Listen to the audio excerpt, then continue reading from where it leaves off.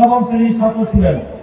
সে কোনো রাজনীতির সাথে সম্পৃক্ত ছিল না, কিন্তু সে দেশের জন্য, জাতির জন্য, গণতন্ত্রের জন্য এই পতিত ফ্যাসিস্ট স্বৈরাচার দারিদ্র সরকার, মাফিয়া সরকার, জালিম সরকার, পুলিশ সরকার, যে সরকার দীর্ঘ 16 বছর এই দেশের মানুষকে অন্যায়, অত্যাচার, নিপীড়ন, নির্যাতন, গুম, খুন, হামলা, মামলা, লুটপাট নানাগুলো কাজ করে যায়। গণতান্ত্রিক লেবাসে একটি ভয়ঙ্কর স্বৈরশাসক ছিল, যে শাসক মানে লম্ব ফেরাউনকে হার মানিয়েছে। সেই সরকারের বিরুদ্ধে, সেই ফ্যাসিস্ট সরকারের বিরুদ্ধে দীর্ঘ 16 বছর আন্দোলন করতে গিয়ে আমাদের অনেক শহীদ হয়েছে, গুম হয়েছে, খুন হয়েছে, মানে এই দেশের অনেক মানুষকে জীবন দিতে হয়েছে। সর্বশেষ RICL TMX, যুগের পর যুগ স্থাপনা থাকে মজবুত।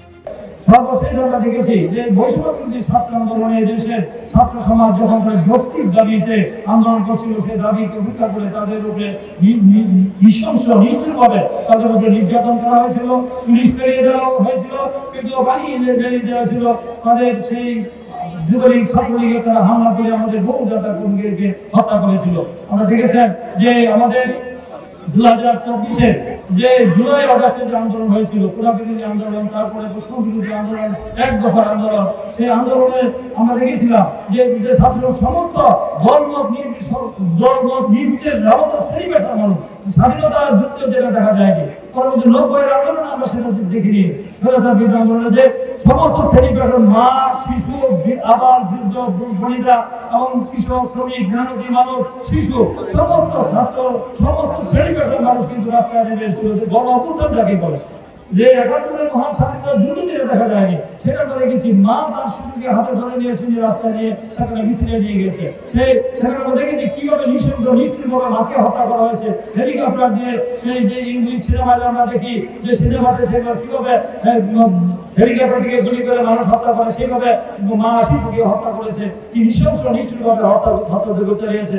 আমরা দেখেছি যে সেই আমাদের মেধাবী ছাত্র রংপুরের সেই আমাদের রোকেয়া বিশ্ববিদ্যালয়ের সেই মেধাবী ছাত্র, সেখানে তাকে কিভাবে আমরা দেখেছি যে সেখানে তাকে কিভাবে নিষ্ঠুরভাবে তাকে হত্যা করেছে। আমরা দেখেছি আবু সাইদকে কিভাবে হত্যা করেছে কিভাবে আমরা দেখেছি হানিফকে হত্যা করেছে, প্রকাশ্যে বিদ্যালয়কে পুলিশ নিষ্ঠুরভাবে হত্যা করেছে।